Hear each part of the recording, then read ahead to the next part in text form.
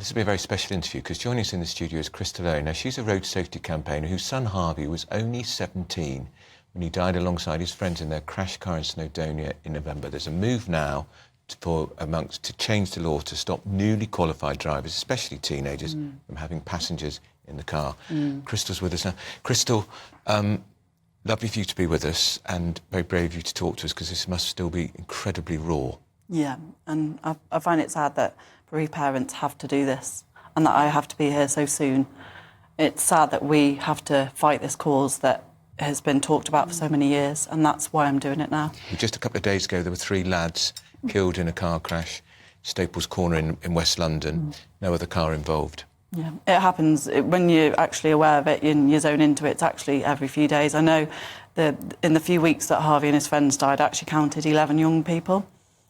So. And I know you still have to be a little delicate around the events because the inquest is still going on, but if you could just take us back to that day a little bit and Harvey getting in the car as a passenger. Yeah, so Harvey was going away on a weekend with friends, which first weekend away, he'd not long turned 17. Obviously, try and give him a bit of freedom. I had some proof of where he was going the first evening. He told me the dad was driving. I had no reason to doubt this because we knew all his friends, or so we thought. And Harvey wasn't even interested in driving at the time. So I let him go, thinking he was being driven there by a responsible adult. And it turns out this wasn't the case. It was a young driver. So after the first night, staying where he said he was, seeing evidence of where he was, they then set off for a camping trip. And it was on a rural road, on a bend, and 4 boys in a car. So they're 4 times more likely to crash with passengers. 1 in 5 drivers crash in the new year. And rural roads are actually 72% more likely to crash. So, yeah. And how experienced was the driver? How long had he had his licence for? I can't talk about anything like that at the moment because he invests. But he was a novice driver, yeah. So for you, so there is this talk now, Chris, about changing the law. How imperative is it? It's crucial. It's literally a national emergency at the moment. Like, it's been talked about for so long, and yet nothing's been done. And it's the leading cause of death in young people, and the leading cause of death in it's ironic because worldwide. The government today are having a big vote in the Commons about smoking. The government wants to stop 15-year-olds being able to, with 15 now, ever being able to buy fags.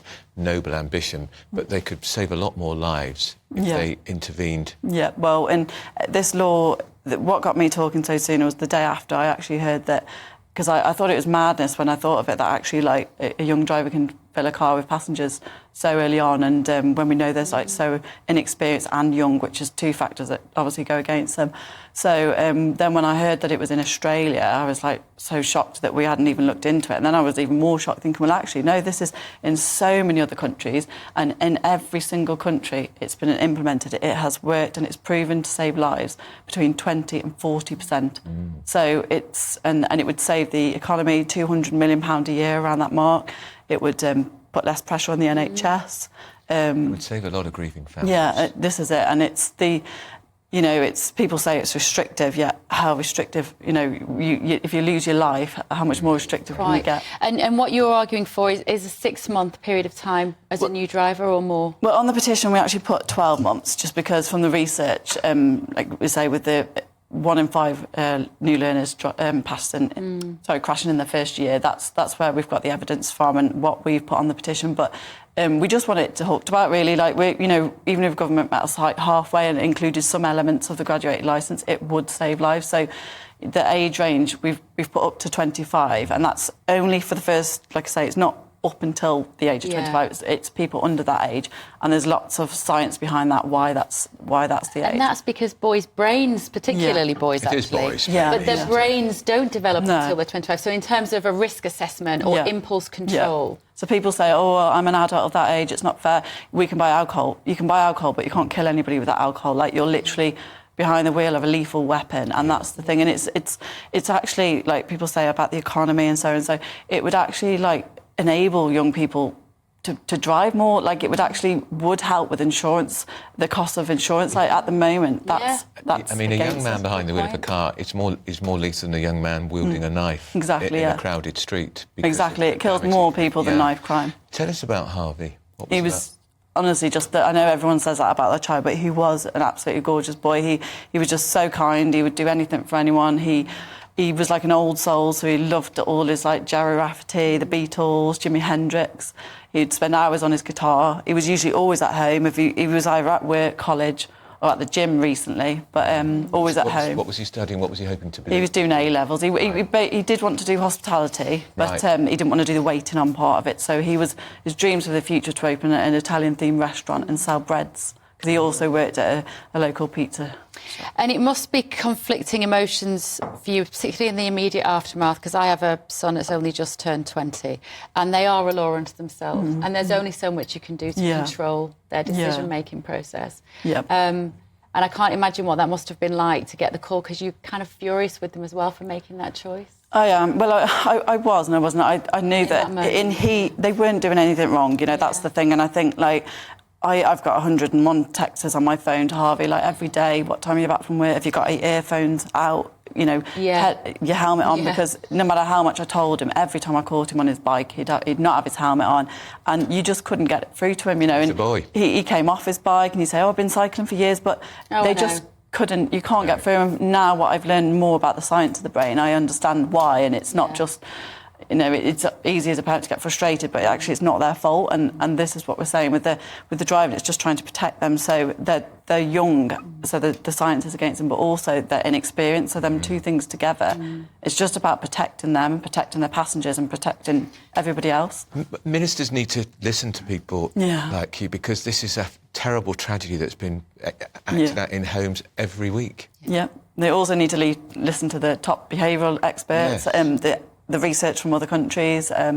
All the evidence is in favour of this. The RAC have recently done a research into the impact on work and employment, all the things that people think. There's exemptions in other countries, so young parents could take their own children. What can people do to help you, Crystal? They can sign the petition. So the easy way to find it is Young Driver Petition. It's actually a petition for a progressive driving licence, but Young Driver Petition, they can sign that. You speak to your children, and this isn't always enough, unfortunately, and that's what we know. We've got people we've set up a Forget Me Families Not Uniting group, and this is for bereaved parents who've all lost children due to this law not being in place. And we've got young people in that group that were spoken to about after Harvey's crash and still went on to crash.